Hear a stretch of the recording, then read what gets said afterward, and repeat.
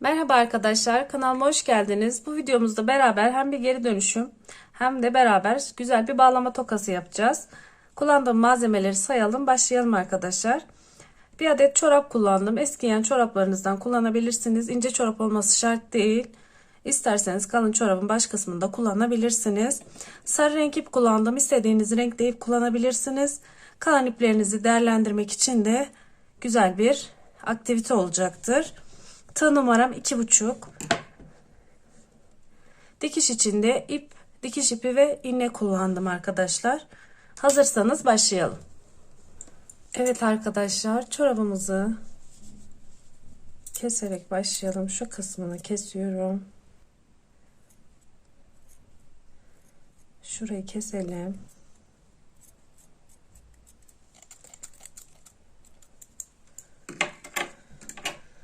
Kestikten sonra şu şekilde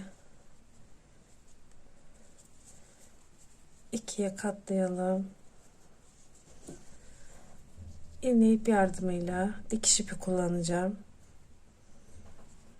Şu şekilde arkadaşlar, şurayı dikelim.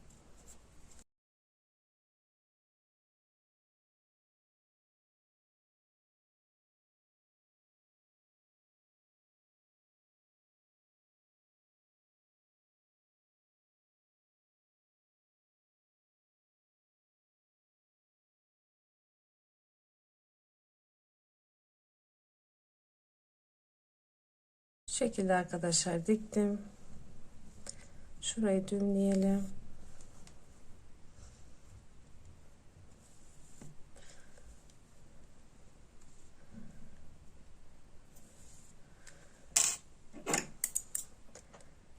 Koparalım. Bu şekilde arkadaşlar ipimi buradan geçirdim. Zincir çekerek ipimi sabitledim.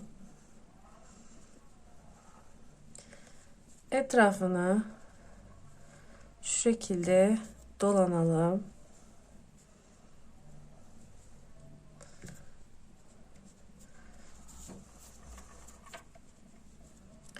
Bu şekilde arkadaşlar şuradan alt kısmına batıyorum. İpimi alıyorum. Üst kısma çekiyorum. Ve ikisini sık iğne yapıyorum. Bu şekilde etrafını arkadaşlar dönerek sabitleyelim.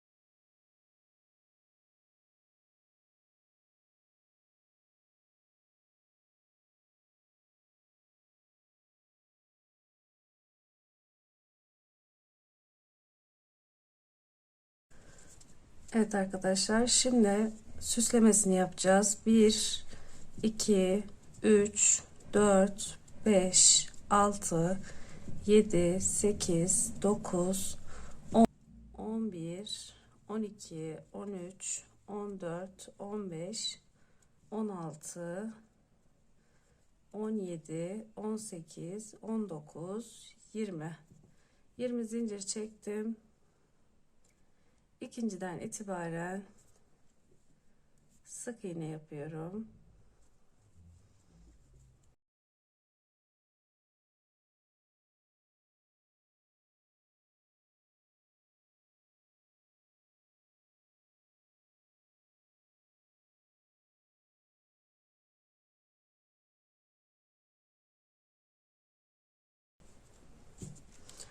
Şu şekilde ucunu kıvırıyorum. Saç şeklini verdim. Bu şekilde arkadaşlar birkaç tane süsleme saç yaparak tokamızı süsleyelim. Bir yan tarafa geçtim. CC yaptım. 1 2 3 4 5 6 7 8 9 10 11 12 13 14 15 16 17 18 19 20 21 22 23 24 25. Bunu arkadaşlar istediğiniz uzunlukta yapabilirsiniz. 26 7 28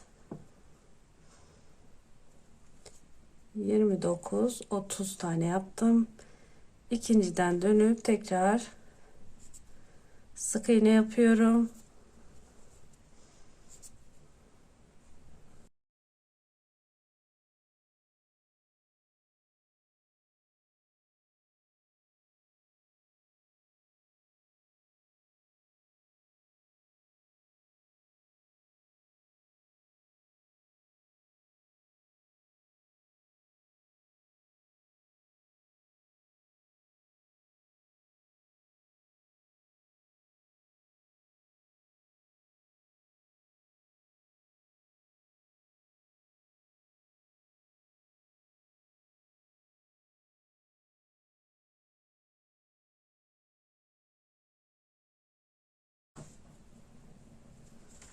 Bir sonraki ilmeğe geçtim.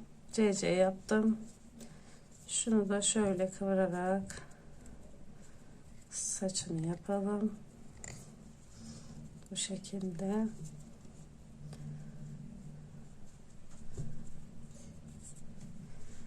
Devam ediyorum. 1 2 3 4 5 6 7 8 9 10 11 12 13 14 15 16 17 18 19 20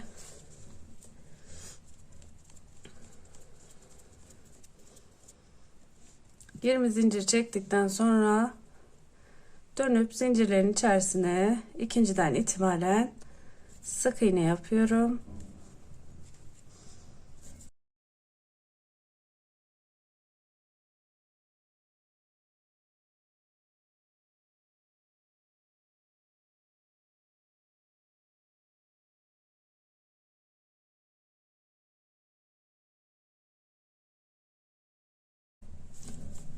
Sonuncuyu da yaptım. Bir yandaki ilmeğe geçip CC yapıyorum. Bunu da şöyle kıvırıp saç şeklini verelim. Şöyle kıvrımlar, bir tane daha yapalım. 1 2 3 4 5 6 7 8 9 10 11 12 13 14 15 16 17 18 19 20 21 22 23 24 25 26 27 28 29 30 tane zincir çektim. İkinciden dönüp her zincir içerisine sık iğne yapıyorum.